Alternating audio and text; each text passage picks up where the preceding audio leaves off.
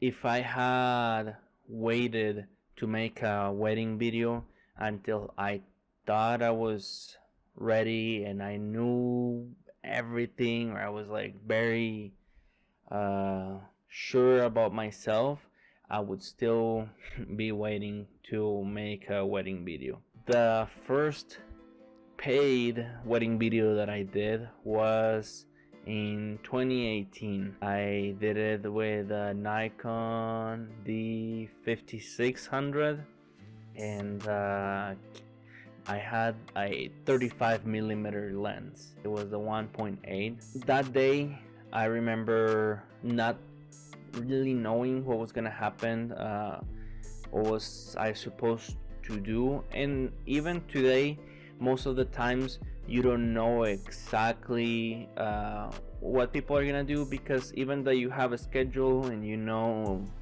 more or less what's gonna happen, sometimes things change and you just have to, I would say, be ready, but more than anything,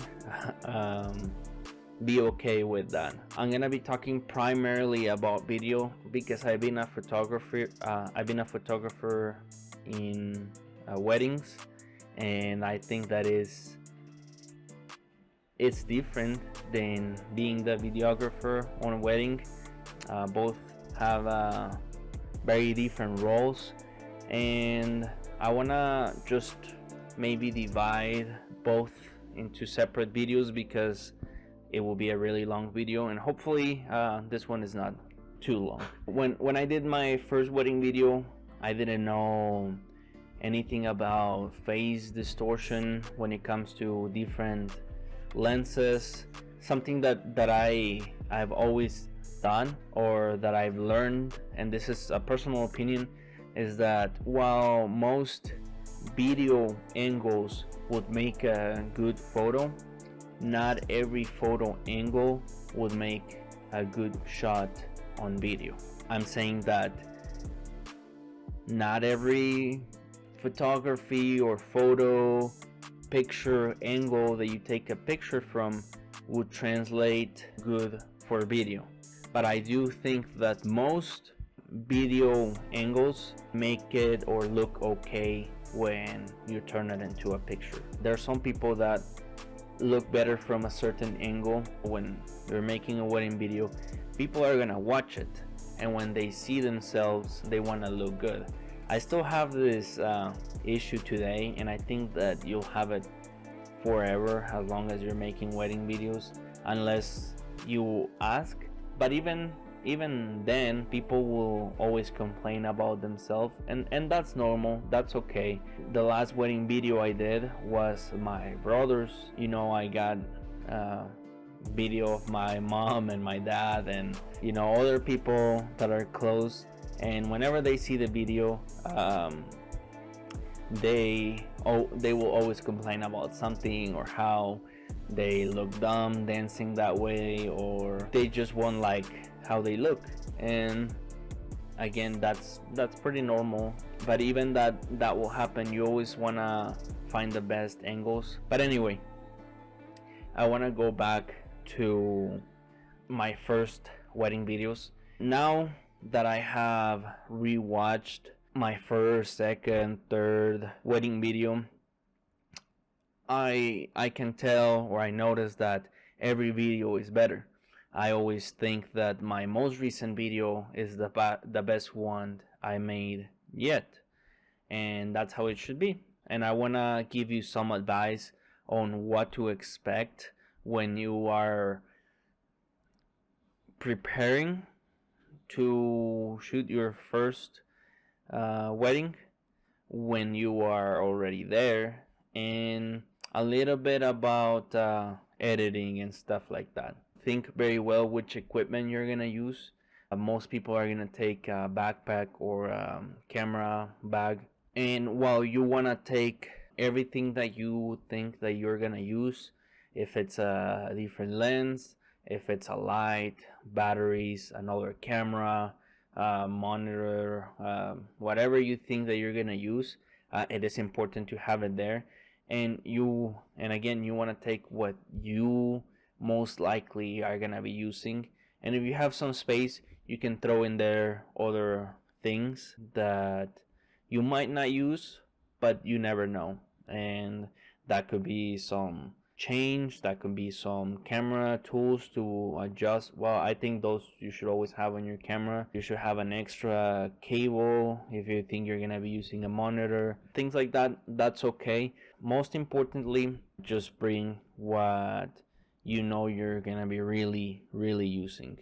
During my first wedding videos, I would bring a Steadicam. If you don't know what they are, they look like this. When I had the camera, the microphone, the lens, and the Steadicam, it was really heavy. The footage looked pretty good. It was pretty stable considering that at the time I had a D5600, and then when I made my second wedding video, I had a D7500, and my back was really hurting. So everybody was ready for the shot, the moment when everybody's hugging and things like that. And my back was really hurting, and I decided to take the camera off the Steadicam. I just handheld recorded most or half of the wedding day. I'm not saying that you shouldn't bring one even if you're starting, but I think that you should know that it will add a significant amount of weight. You should practice with it. That's another thing, because they're not a thing that you just get right away as soon as that you start using it. It takes time to use. Even today, I don't feel like I'm really good at it. Another thing that people like to do when they're starting is bring a gimbal, and that it's a good thing, but know that it's also gonna have significant amount of weight, and they're also not so easy to use. You have to learn how to use them. And then another really good advice that you'll probably have heard a lot is get familiarized with the people that is going to be on the wedding, especially siblings, parents, grandparents, cousins, the people that are really close, and then the other people that are coming. So try to focus on them. It's fine if you ask the person that you're gonna be making a wedding video of to send you maybe a picture about their relative, just so you get a little bit familiar when you're there. If you have the opportunity where a family member is getting married, and even that they've hired a photographer and a videographer, ask as a favor if you can also bring your camera and get some videos, some pictures. That will help you learn a lot, and do it as often as you can. If there is a friend or something, I know that it might be awkward or embarrassing at first, but if it doesn't hurt anyone, if they're okay with it, I think that's a pretty good way to start learning. So the best thing is to practice. Don't wait until you think you're ready. If you have an old camera, even if you don't have any and you just have a phone and you want to make a wedding video, give it a try. It doesn't have to be like all this elaborated wedding video where they're changing and putting their clothes and makeup and they're getting dressed and they're getting married and all of that stuff. Get familiarized with frame rates, shutter speed, and proper exposure, photography. Again, especially photography for video. If you're gonna be focusing on video, have fun, don't stress too much about it, and be honest with yourself. I think that's one of the hardest things to do.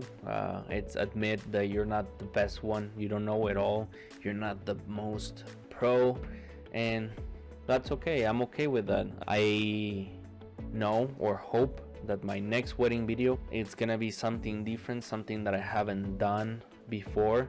It's gonna be challenging, but overall it's exciting. It's something new, it's different, and that's how it should be. If it was always the same, when I get a wedding that it's like the same as the last one, it's a little bit boring. So it's up to you to make it fun, try different things. Thank you for watching this video.